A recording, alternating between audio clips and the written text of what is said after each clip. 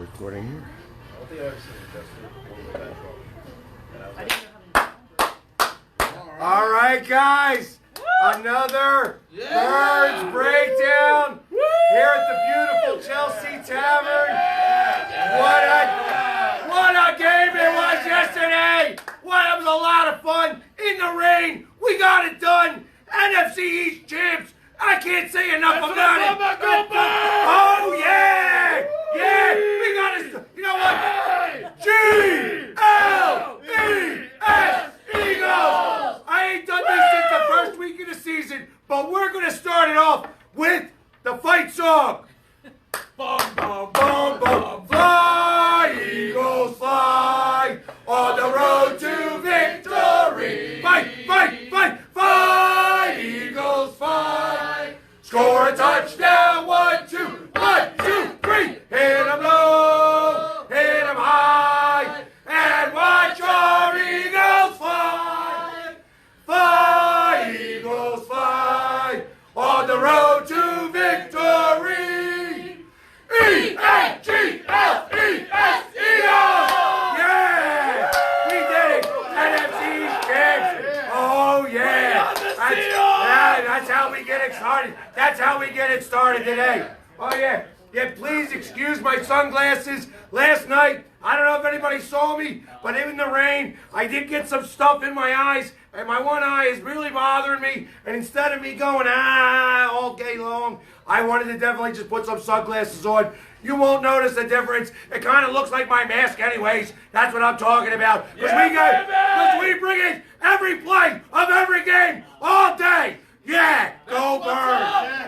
That's what I'm talking about. So let's start off. I definitely got to give a shout out to our sponsor, Adam Mechanical. Adam Mechanical is a fantastic heating, HVAC, and plumbing company. So if you have any problems with your heat, your air conditioning, or your plumbing, definitely get a hold of Zach and Seth at Adam Mechanical Heating and Air Conditioning. They are the best in the business. They take care of everybody in the Delaware Valley. So if you got a problem, definitely want to give them a call. Adam Mechanical for all your heating, air conditioning, and plumbing needs. They're the best in the business. Best in the business! Oh yeah! Oh yeah! Just like our Birds! Oh yeah! That's what I'm talking about.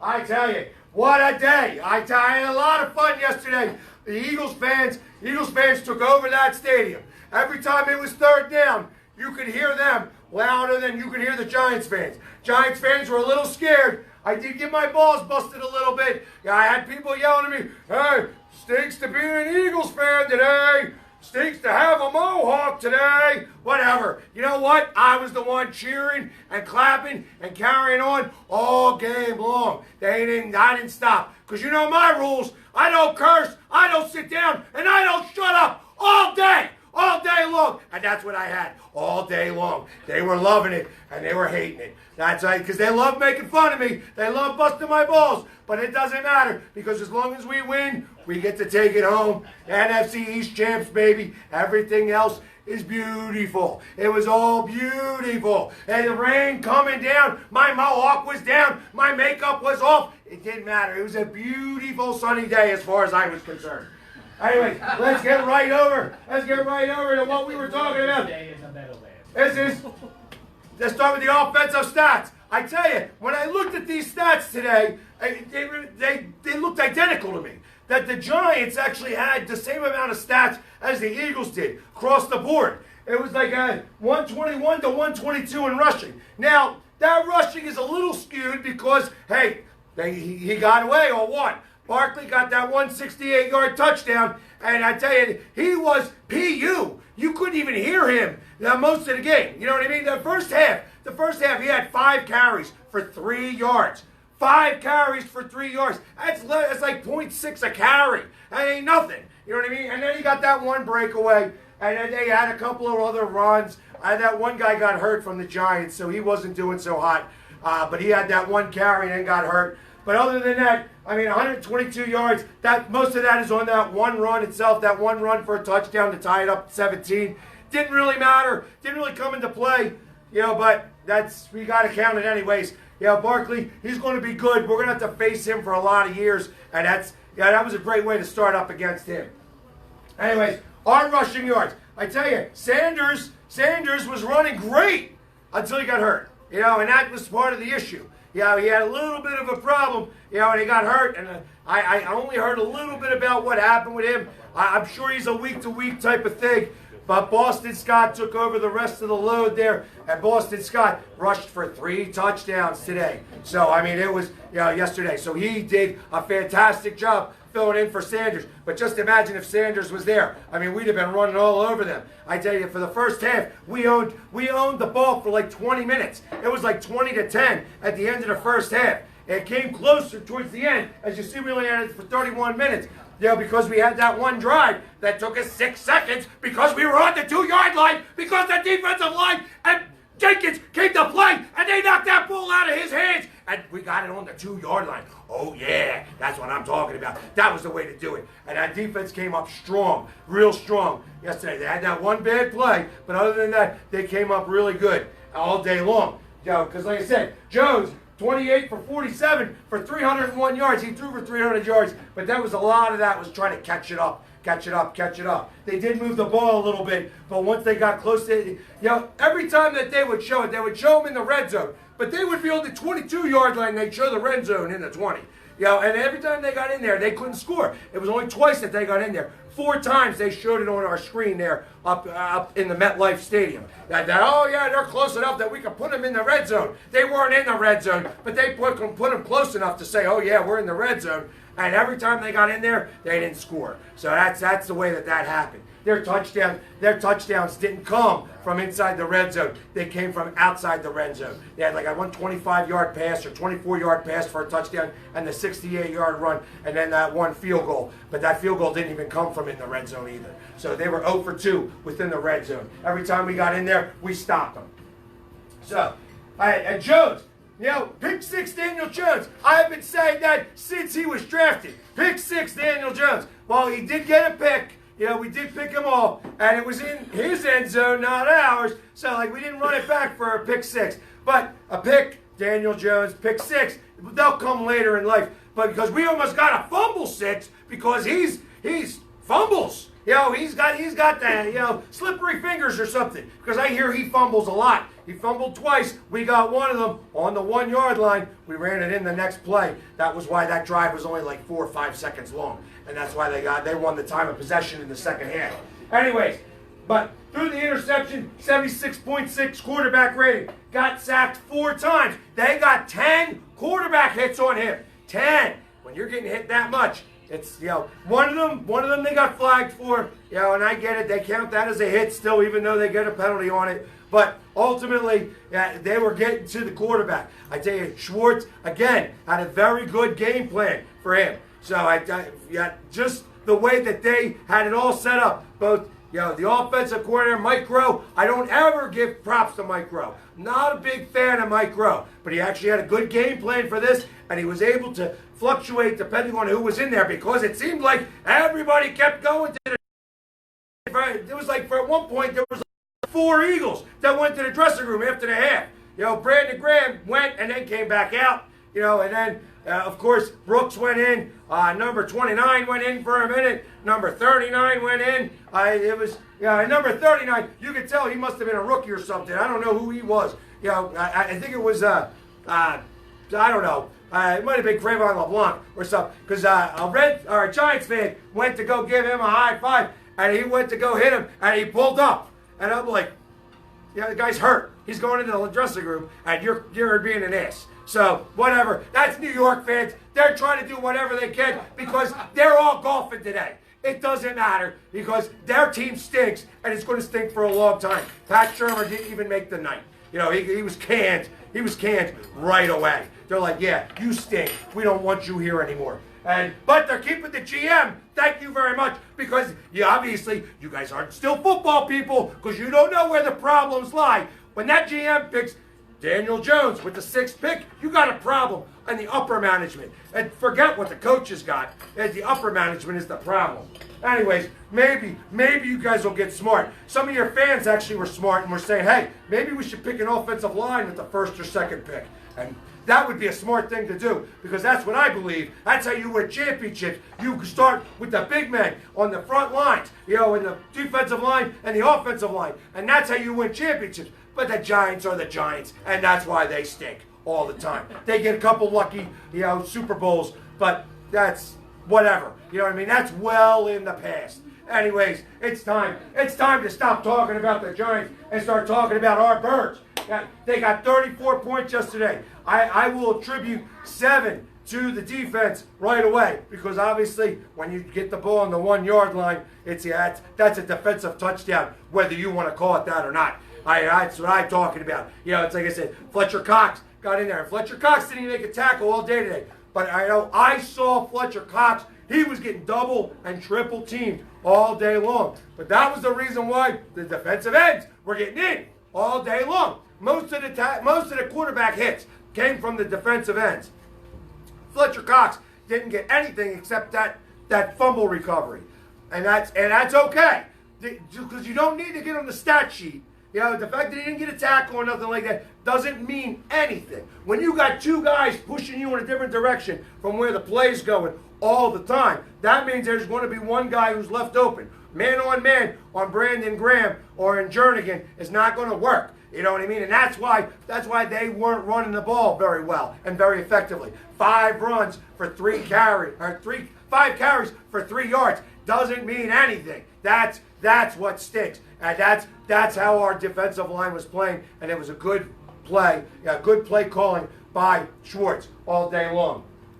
Anyways, 289 receiving yards. There was a few yards caught by Dallas Goedert. Dallas Goedert had a pretty good game. I want to say the better game was held by Boston Scott. He only had 54 yards rushing, but he did have 89 yards receiving, and it was all on that wheel route. I wonder who's been talking about that wheel route all season long. Me! That's what I'm talking about, because that wheel route's always open. And I tell you what, it's only going to be open more against Seattle, because if anybody watched the game last night, I only got to watch the last little bit, but I did get to see how San Francisco was moving the ball, and it just seems that they kept moving the ball on the outsides, doing the wheel route, and doing all those types of things there. So that's what I'm talking about all day long. That's what we're going to need to do against Seattle if we're going to want to win this playoff game. And I think that we are going to win this playoff game. Oh, yeah. So all these Seattle fans, I know that there's a couple watching today. I know that you guys couldn't make it up here, but you're watching to see what I got to say. And I got to say, we're coming for you, baby.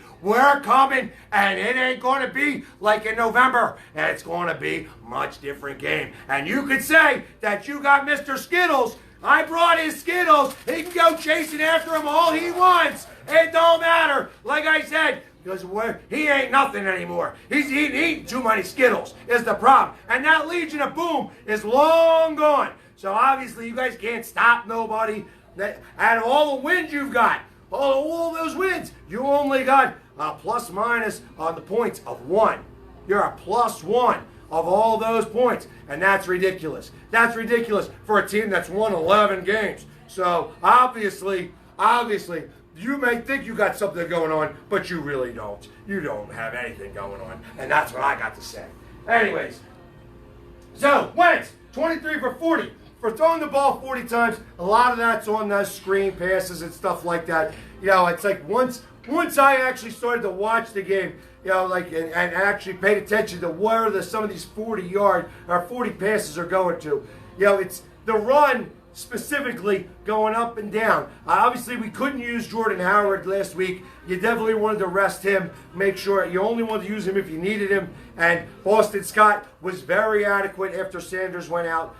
So I got to imagine that he's only going to get stronger. You're not going to keep Jordan Howard away from the playoffs because he's a man and he wants to play, and that's what we're talking about. We're going to be all over it, and I'm sure he's going to be a big part of the offense because they got beast mode back. He's got like 20 extra pounds on him, and he can run like 3 yards. He can bowl people over for 3 yards, as you saw that one pass or that one play from the 1 yard line. He scored a touchdown. Well, yeah, I mean, I could score a touchdown if I weighed 300 pounds and just needed to run forward for a few seconds. You know what I mean? But he ain't got much left in the tank, so I can't imagine he's going to be as great as everybody thinks he is. But that's all right. He's got plenty of Skittles to go around. If you saw that one where he comes out, he opens the door, all the Skittles come flying out. Obviously, he must be getting paid by Skittles or something. That's where the money's coming from. So, hey, because you saw him reaching over in that commercial for the cake, because that's what he looks like. He's been eating too much cake and too much Skittles.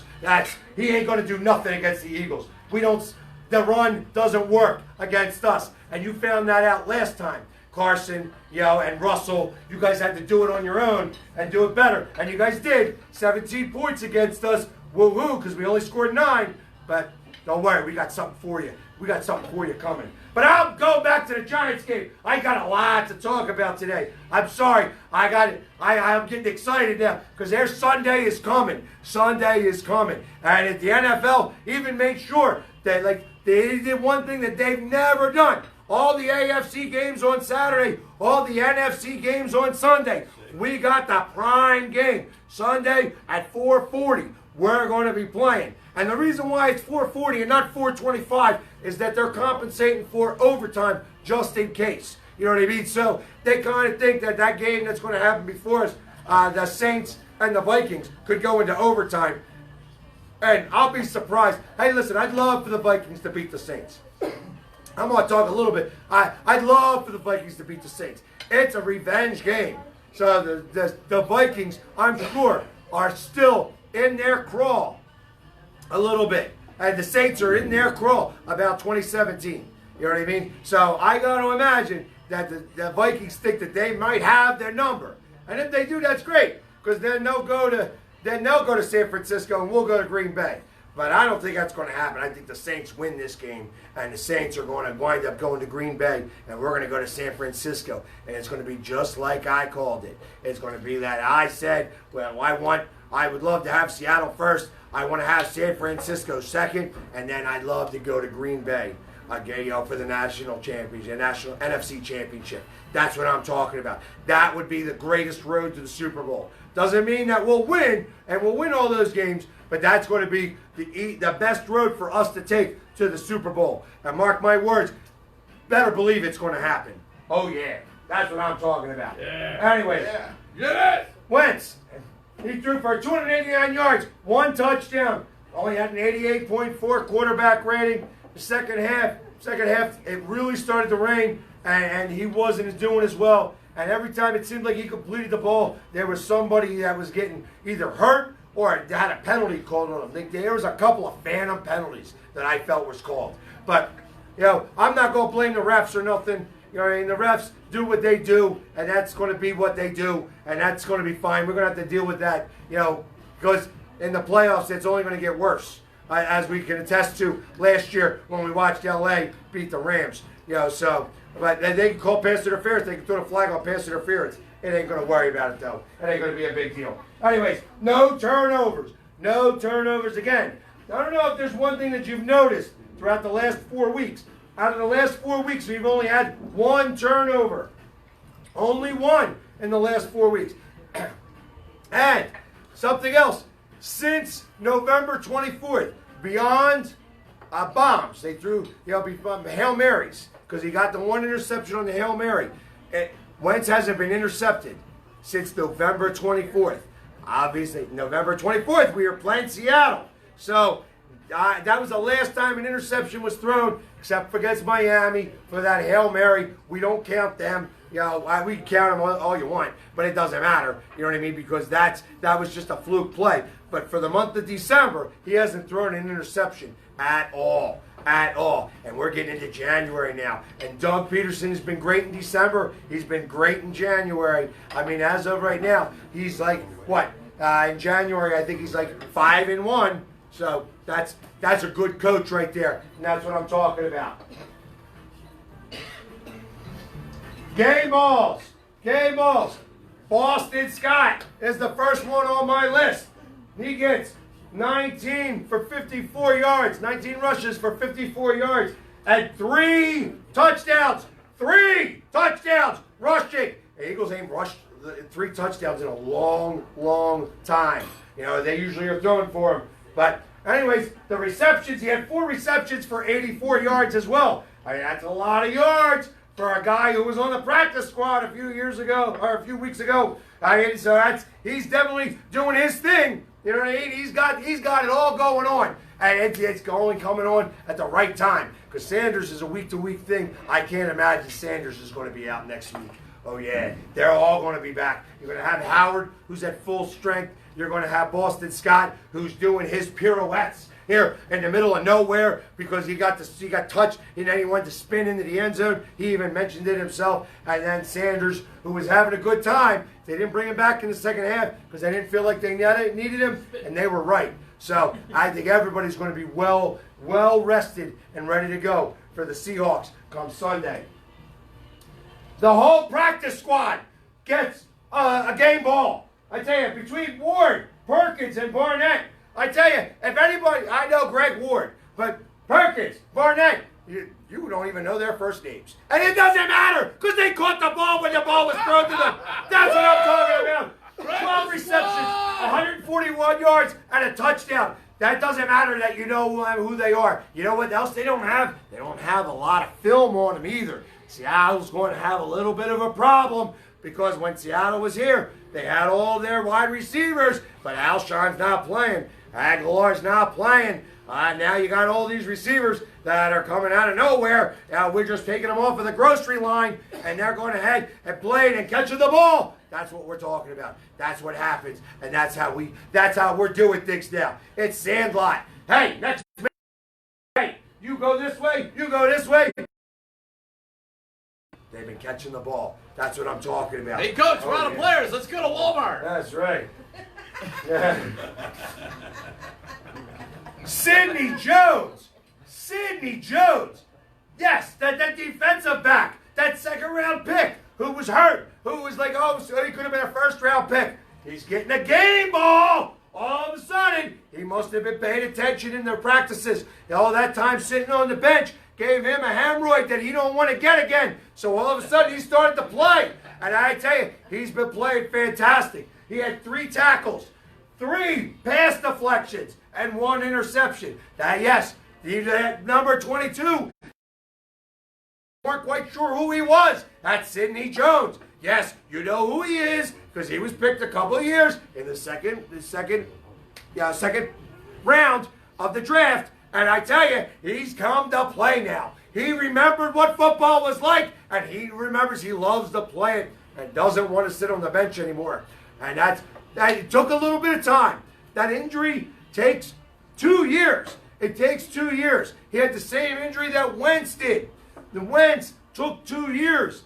That's why he wasn't so great last year. And then when he broke it back and everything. I tell you what, I don't want to hear any more about Wentz not being able to make it through a season because guess what? All 16, baby! He's not hurt at all. Played all 16 every offensive snap. That's what I'm talking about. That's what he said he was going to do, and he did it. He's a man of his word, and he said he was going to do it because he can. Oh yeah. Oh yeah. That's what I'm talking about. As you can tell, I'm a little hyped.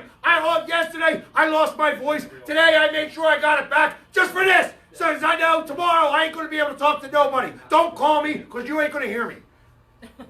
Anyways, the last ones that get the game ball are Graham and Barnett. I tell you, the defensive tackles, you didn't see either one of them on the stat sheet. You saw Cox on the stat sheet because he got that fumble recovery. But other than that, the tackles were non-existent. But Graham and Barnett were the ones that got all the pressure. Jernigan and Cox didn't get, they were getting double teamed. Well, when you have 4 guys covering those 2, you got 2 guys on the end going back, and they were getting in there all the time.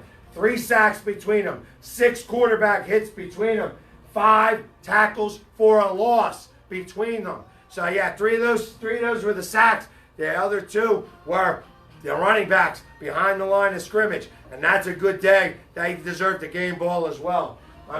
I was upset that Graham did not get 2 sacks, yesterday, because that's what he needed. I think he's got 9 sacks for the season. He said he was going to have double-digit sacks. I held him to it. He only got 9. But the season ain't over yet, so you got 1 more to get, at least, and starting next Sunday. Yeah, baby, get him. Get him, That's what I'm Graham. talking about. You know you want it. All right. We got the Seahawks on deck. They're coming for us, the Seahawks, and they think they got it. They think they got it going on. I'm going to start at the bottom of this list. Well, actually, I'm not going to stand on the bottom of this list. Since we played them, they beat us November 24th, and it was 17-9. So whatever. But anyways, since we played them, they've gone 2-3 in their last 5 games. That's yeah. They beat the Vikings. That was good. They beat the Panthers. Panthers kind of quit at the end of the season. So, but they beat them. They didn't beat them by much though, because it was only 30-24. So whatever. And then everybody else they lost to. The Rams out of the playoffs. The 49ers, well, they wound up with the number 1 seed. They won that game yesterday. And I was talking to somebody else who's one of the guys that was here, and it looked like the Super Bowl almost from back in 2010 when the Rams were going in, or when the Titans were going in, and they stopped them at the 1 or the half-yard line. Very similar play. They didn't let him in. Sherman was part of that tackling crew. Was that Eddie George? Who was that? I don't know. I ain't talking about the Titans from back then. I'm not talking about ancient history. We're talking about the Birds and the Saints. So anyway, or the Seahawks. So anyways, that's what I'm talking about now. Anyway, for the last 5 games, they've let up at least 24 points or more. And really, the one game that they won against the Panthers scored 24. Other than that, it was 27 points or more. So they have been letting up some points. That defense is not as good as they think they are. And like I said, they won all these games, but they all won them very close games, like 1-point, 2-point games, last-second games. That's. I mean, you can win them, and when you're doing that, you want to call that quarterback clutch. I mean, Russell Wilson is a clutch quarterback. He's been to the Super Bowl a couple of times. He knows what it takes to win, and it's going to be a little bit of a problem with him. But beyond that, like I said, he didn't get it in again. They were down the 1-yard line, and they were too busy playing with themselves that they forgot that they needed to run a play, and they got a delay of game on the 1-yard, on the half-yard line. P.U. I don't know. Hey, you know what? Beast Mode could have made up for it. Could have ran that ball right in. P.U. is the problem. And they didn't have it, and now they're from the 6. 0-4. 0 for 4. That's what it was. And they didn't score that touchdown. They wound up on the half-yard line. And thank you, 49ers. Gave them the 1 seed. They get the 1 seed. And Seattle gets us, the hottest team going into the playoffs in both leagues right now. So, anyways. Better Bird's going to win on Sunday, James. Better Bird! The Seahawks lost 3 of their last 4. The last 4 they lost, and they've been outscored 105-76. So, I mean, obviously, 4 games, 105, that's definitely 25-plus points. They're going to definitely give up the points. They brought Marshawn Lynch back. Skittles is back. What's up, Skittles? I got some for you. I'm going to peg you in the helmet with some if you get close to me. Don't worry. And these teams have never faced each other in the playoffs. So it's going to be very interesting to see. The Seahawks have had our number of late. They've won the last 5 games against the Eagles. The last 5 games. But all trends are meant to be broken. And Carson Wentz is now in the playoffs. He's playing his first playoff game. And you better believe he's coming to play. Oh, yeah. Oh, yeah. There's going to be some Seahawk sandwiches coming on. And that tastes just like chicken. Oh, Seahawk sandwich! So, what's going on? So, let me ask the questions. Can the practice squad continue at this pace, I tell you, it's hard to believe that these guys are all coming off of, like, the grocery line and the concrete line, and just, they have just stayed in shape well enough to be able to get put out there, and now are catching balls, scoring touchdowns, and getting open when they needed to be called on. And it makes me wonder a little bit. So I gave a little bit of credit. I was going to give game balls to them, but there are a couple of coaches that have been doing that. The coach, the offensive special programs coach, I think his name is Kinney, and then there's the development coach, who was like the offensive coordinator for Alabama a couple of years ago. I tell you, those guys deserve some game balls here, because they're keeping these guys that don't ever get to dress very often, don't ever get to play very often. They're keeping them ready to go, and when they're called upon and called up, they actually get to play. So it's awesome. It's a shame that they didn't figure this out sooner, that, hey, maybe we needed to bring these guys up a lot faster than what we were talking about. But ultimately, they're up here now when we need them the most, and they're doing the job, and that's a great thing. So, does Ertz and the receivers out make Wentz better? That sounds so funny to say. Ertz being out, and Aguilar, Alshon Jeffrey being out. How would that make Wentz any better? And honestly, the reason why it makes him better is because he doesn't have the go-to option that he immediately looks for. He's actually got to go through all of the processions and make sure, oh, that guy's not open, that guy's not open, that guy's not open, you're open! And he throws it. And he's been doing that. He did that all of 2017.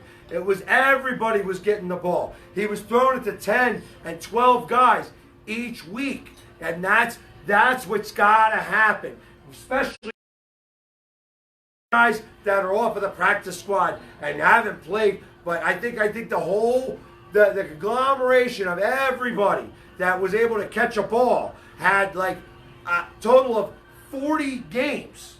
40 games between all of them. There was like 8 or 9 guys that caught the ball. They had 40 games between them. You know what I mean? That's a small amount of games. Because that Dallas Goedert has been here for now almost 32. You know what I mean? He didn't play a couple of games here and there. Or at least they can get on the stat sheet. You know what I mean? But literally, these guys, like 40 to 45 games that they've gotten, under their belts.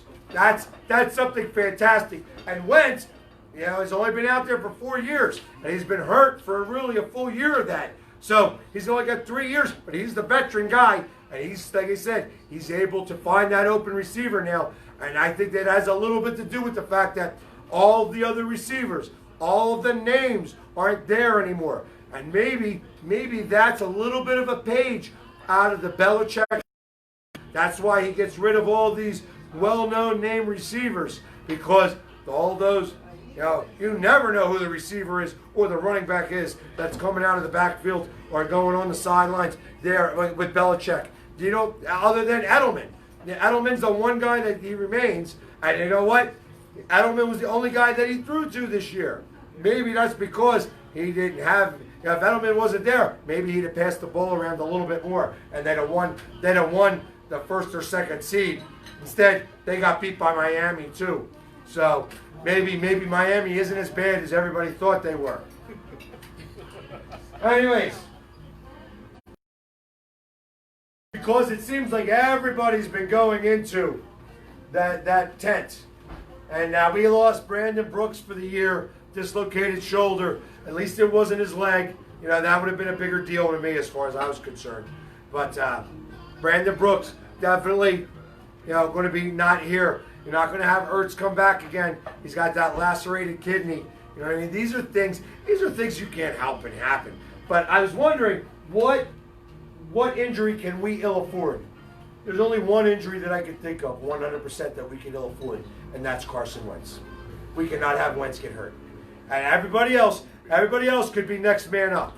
And I know that we better have them in the wings waiting to play right now, because we don't have an extra week to practice. It's one and done time now. And so we better make sure that we got everybody ready to go. And hopefully nobody gets hurt. We're playing at the link. That's regular grass, so we're going to be able to do that. We're not playing on that artificial turf or anything, and we're going to be able to make things happen in a great way. So that's what I'm saying.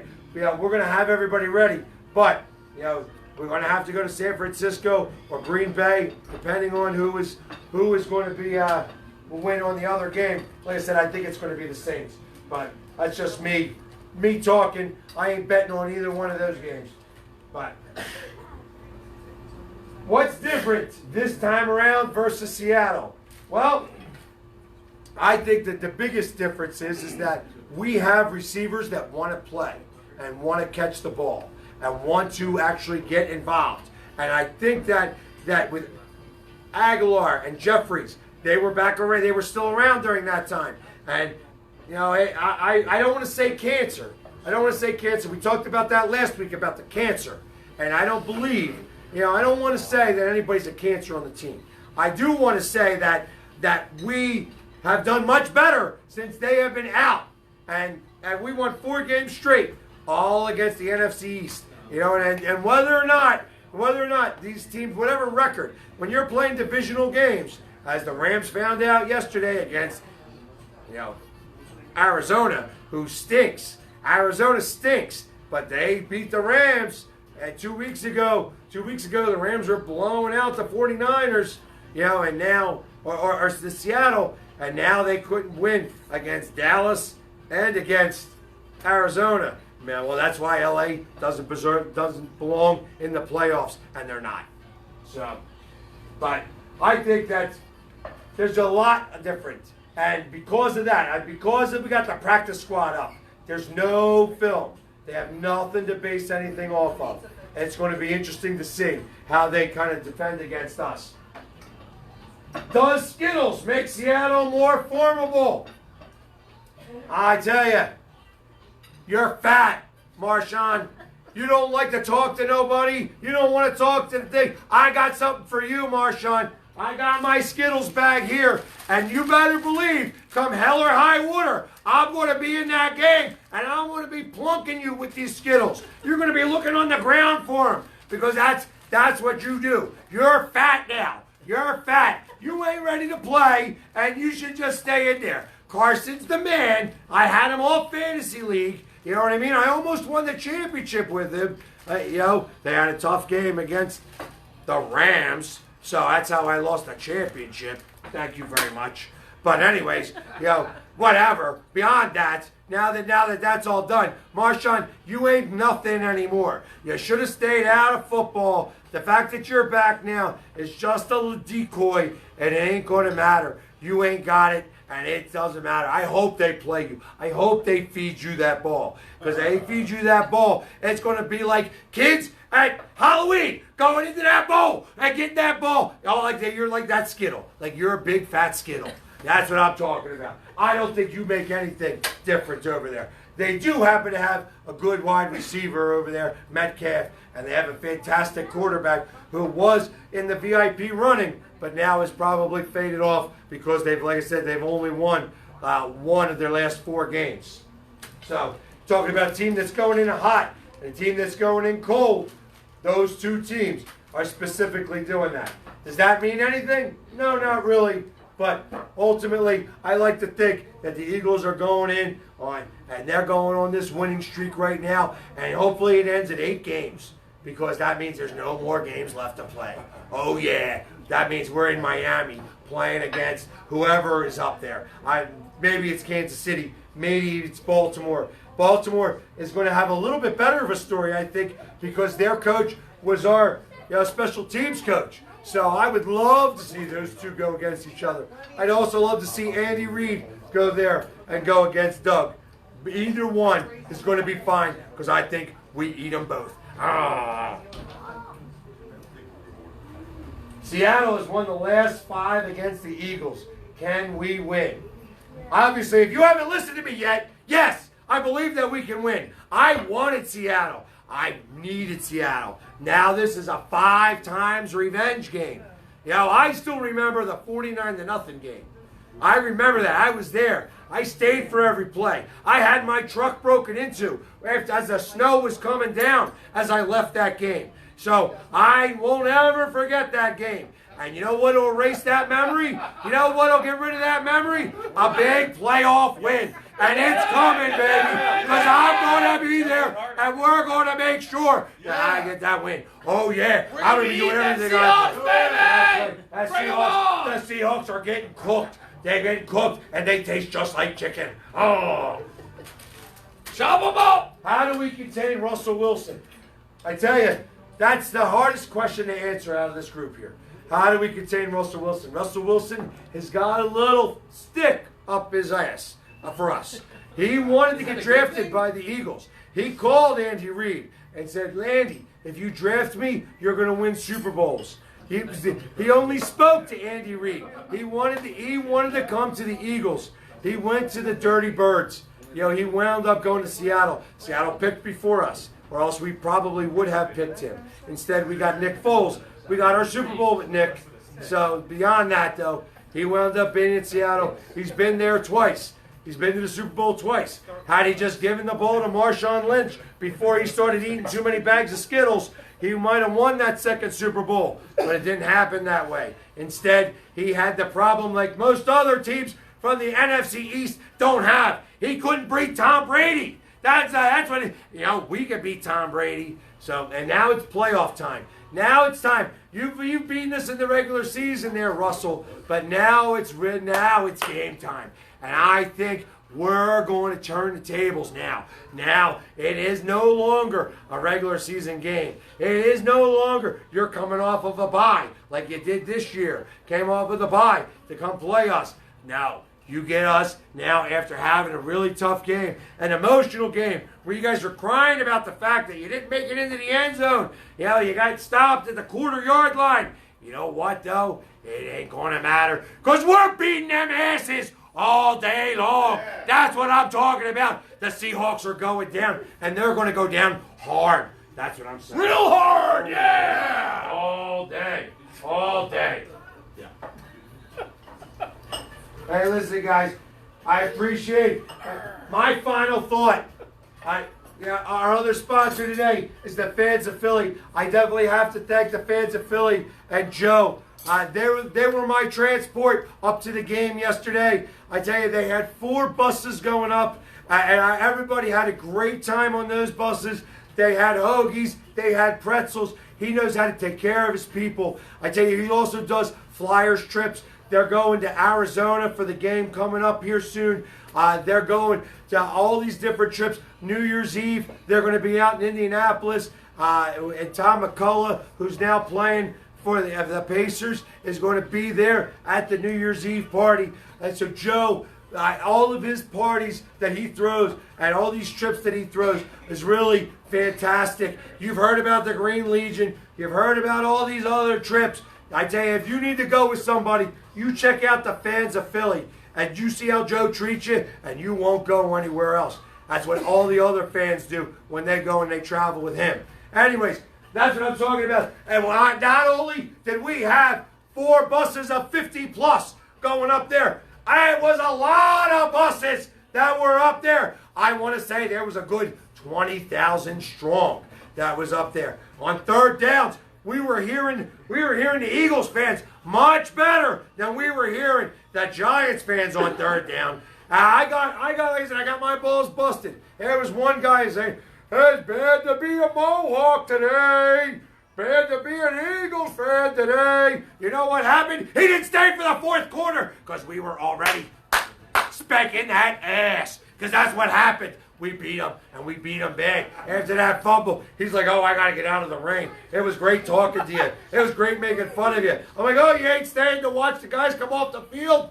No, it didn't. No, of course he wasn't. It was all Eagles fans that were hanging out at the end. All 20 to 25,000 of us. And we were there in mass. And we took over that stadium. It's the first time I've seen us take over a stadium like that since Miami. And it's New York.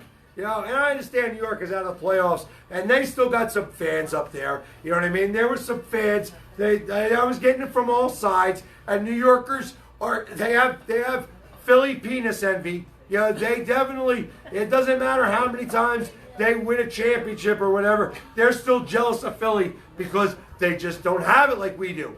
We are what everybody wants us to be. You know, Boston with their pinkies up in the air, yeah, whatever. You know, you could say that you win all those championships. Boston sucks. Nobody wants to move there. Nobody goes there. Everybody wants to be in Philly. Everybody wants to come to Philly. And that's why this is the quintessential sports town. After we won that Super Bowl, which was the last in the NFC, everybody else in the NFC is looking at our ring since the last time. And I tell you, everybody in the AFC has only been looking at the Patriots for years. So it doesn't matter. You should be happy that somebody else. I know that the Dolphins fans and the Bills fans were all very happy that the Eagles won the Super Bowl against the Patriots. Because, you know, I tell you, you can't. The one thing that I can say is I can appreciate greatness. Whether you're cheating or not, Tom Brady is a great quarterback. Belichick is a great coach. You know, and that is what it is. But you know what? Your time is done.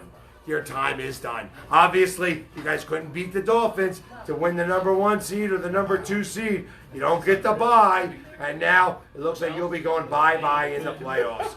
You ain't going to make it anywhere. And that's what I'm talking about. So bye-bye, Tom. There's going to be somebody else out of the AFC. And it could be the first time that, you know, Baltimore actually makes it, you know, to the Super Bowl and doesn't have a really good defense, because it's not the defense that's winning those games. It's a guy, you know, who's probably going to win the MVP this year. Lamar Jackson is just a man. You know what I mean? He's just a beast. You know, but don't worry, we're going to have something for you too when we get to see you in the Super Bowl. That's what I'm talking about. Oh, yeah. But we got a couple of weeks before we get to that point yet. So that's what I'm saying. We got the Seahawks first, and we're going to be eating them up just like chicken. Oh, next is the 49ers. Garoppolo, I know you ain't going to do very well in your first playoff game because you're getting a Birds defense that is getting hungry. They're getting hungry, and they ain't eat breakfast. And you heard Kelsey, when he doesn't eat breakfast, he's effing pissed off. And that's what I'm talking about, because we're getting started right now. It's playoffs, baby, and we're bringing it all day. E-A-G-L-E-S, Eagles! Yeah, baby! That was another Birds breakdown. Another quick thanks to our sponsors, Adam Mechanical, fans of Philly. You guys have been great. I appreciate everybody's been coming out here. I will see you guys next week. We'll be talking about another playoff game. Oh, yeah, I know that it's coming. We're beating the Seahawks. Oh, yeah, baby. Go Birds. Yeah! Woo!